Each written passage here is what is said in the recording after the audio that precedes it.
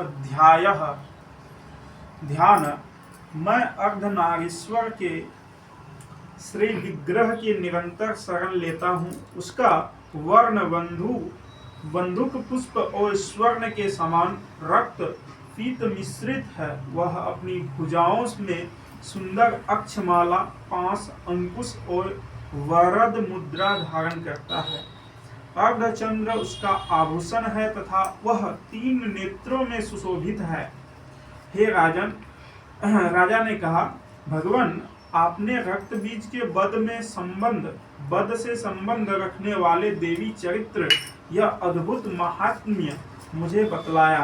अब रक्त बीज के मारे जाने पर अत्यंत क्रोध में भरे हुए शुंभ और निशुंभ ने जो कर्म किया उसे भी मैं सुनना चाहता हूँ।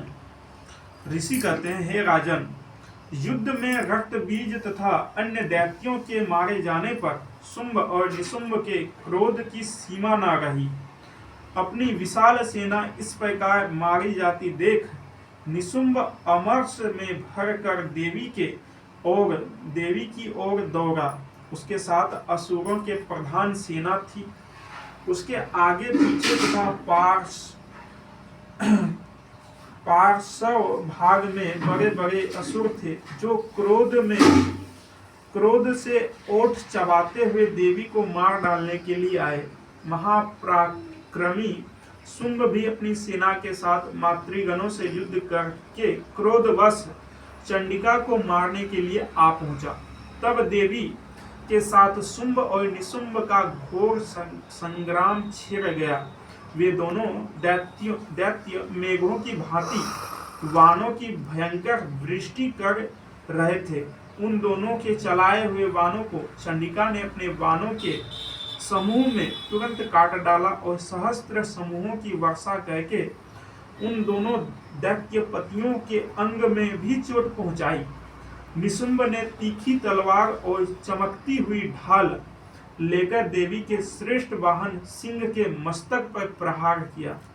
अपने वाहन को चोट पहुंचने पर देवी ने छुरप्र नामक बाण से निशुंभ की श्रेष्ठ तलवार तुरंत ही काट डाली और उसकी ढाल को भी, जिनमें 8 चांद जड़े थे, खंड खंड कर दिया। ढाल और तलवार के कट जाने पर उस असुर ने शक्ति चलाई, किंतु सामने आने पर देवी ने चक्र से उनके भी 2 टुकड़े कर दिए। अब तो निशुंभ क्रोध से जल उठा और दानव ने देवी को मारने के लिए शूल उठाया, किंतु देवी ने समीप आने पर उसे भी मुक्के से मारकर चूर्ण कर दिया।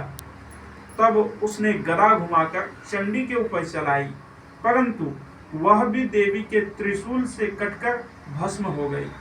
तदंतर दैत्यराज निशुंभ को फरसा हाथ में लेकर आते देख देवी ने बाण समूहों में घायल कर धरती पर सुला दिया। उस भयंकर पराक्रमी भाई निशुंभ को धराशाही हो जाने पर शुंभ को बड़ा क्रोध हुआ और अंबिका का वध करने के लिए वह आगे बढ़ा। रथ पर बैठे बैठे ही उत्तम आयुधों से सुशोभित अपनी बड़ी बड़ी 8 अनुपम भुजाओं से समूचे आकाश को ढक कर वह अद्भुत शोभा पाने लगा। उसे आते देख देवी ने शंख बजाया और धनुष की प्रतिंचा का भी अत्यंत दुस्सह शब्द किया। साथ ही अपने घंटे के शब्द से जो समस्त दैत्य सैनिकों को तेज नष्ट करने वाला था, संपूर्ण दिशाओं को व्याप्त कर दिया। तदंतर सिंह ने भी अपनी दहाड़ से, जिसे सुनकर बड़े बड़े गजराजों का महान मद दूर हो जाता था, आकाश, पृथ्वी और 10 दिशाओं को गुंजा दिया। ते काली ने आकाश में उछलकर अपने दोनों हाथों से पृथ्वी पर आघात किया। उससे ऐसा भयंकर शब्द हुआ जिससे पहले के सभी शब्द शांत हो गए। तत्पश्चात शिवदूती ने दैत्यों के लिए अमंगलजनक अट्टहास किया। इस शब्द को सुनकर समस्त असुर थर्रा उठे, किंतु शुंभ को बड़ा क्रोध हुआ। उस समय देवी ने जब शुंभ को लक्ष्य करके कहा, ओ दुरात्मन, खड़ा रह। तभी आकाश में खड़े हुए देवता बोल उठे, जय हो जय हो। शुंभ ने वहां आकर ज्वालाओं से युक्त अत्यंत भयानक शक्ति चलाई। अग्निमय पर्वत के समान आती हुई उस शक्ति को देवी ने बड़े भारी लूके से दूर हटा दिया। उस समय शुंभ के सिंहनाद से तीनों लोक गूंज उठे। राजन, उनकी प्रतिध्वनि से वज्रपात के समान भयानक शब्द हुआ, जिसने अन्य सब शब्दों को जीत लिया।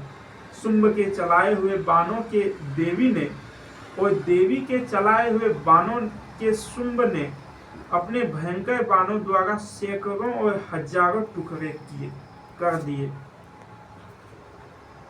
तब क्रोध में भरी हुई चंडिका ने शुंभ को शूल से मारा।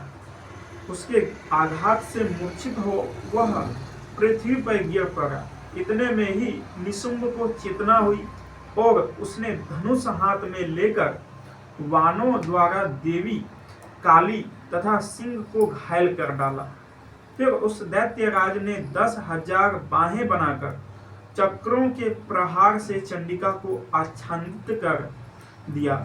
तब दुर्गम पीड़ा का नाश करने वाली भगवती दुर्गा ने कुपित होकर अपनी बाणों से उन चक्रों तथा वानों को काट गिराया। यह देख निशुंभ दैत्य सेना के साथ चंडिका का वध करने के लिए हाथ में गदा लेकर बड़े वेग से दौड़ा। उसके आते ही चंडी ने तीखी धार वाली तलवार से उसकी गदा को शीघ्र ही काट डाला। तब उसने शूल हाथ में ले लिया। देवताओं को पीड़ा देने वाले निशुंभ को शूल हाथ में लिए आते देख चंडिका ने वेग से चलाए हुए अपने शूल से उसकी छाती छेद डाली। शूल से विदीर्ण हो जाने पर उसकी छाती से एक दूसरा महाबली एवं महापराक्रमी पुरुष खड़ी रह कहता हुआ निकला। उस निकलने हुए पुरुष के बात सुनकर देवी ठठाकर हंस पड़ी और खड़ग से उन्होंने उसका मस्तक काट डाला। फिर तो वह पृथ्वी पर गिर पड़ा। तदंतर सिंह अपनी दाढ़ों से असुरों की गर्दन कुचलकर खाने लगा। यह बड़ा भयंकर दृश्य था। उधर काली तथा शिवदूती ने भी अनन्याय दैत्यों का भक्षण आरंभ किया। कौमारी की शक्ति से विदीर्ण होकर कितने ही महादैत्य नष्ट हो गए। ब्राह्मणी के मंत्रपूत जल से निस्तेज होकर कितने ही भाग खड़े हुए। कितने ही दैत्य महोश्वरी के त्रिशूल से छिन्न छिन्न हो धराशायी हो गए। वाराही के थुथुन के आघात से कितने की पृथ्वी पर कचूमर निकल गई। वैष्णवी भी अपनी चक्र से दानवों के टुकड़े टुकड़े कर डाले। इंद्रिय के हाथ से छूटे हुए वज्र से भी कितने ही प्राणों से हाथ धो बैठे। कुछ असुर नष्ट हो गए, कुछ उस महायुद्ध से भाग गए तथा कितने ही काली शिवदूती तथा सिंह के ग्रास बन गए। इसी प्रकार श्री मार्कंडेय पुराण में सावर्णिक मनवंतर की कथा के अंतर्गत देवी महात्म्य में निशुंभ वध नामक 9वां अध्याय संपूर्ण। बोल श्री दुर्गा देवी की जय। श्री माता चंडिका 10वीं जगह जो पढ़ता है 10वीं का जगह काल पढ़ता है तो क्या पढ़ता है समय सब के सब विसर्जन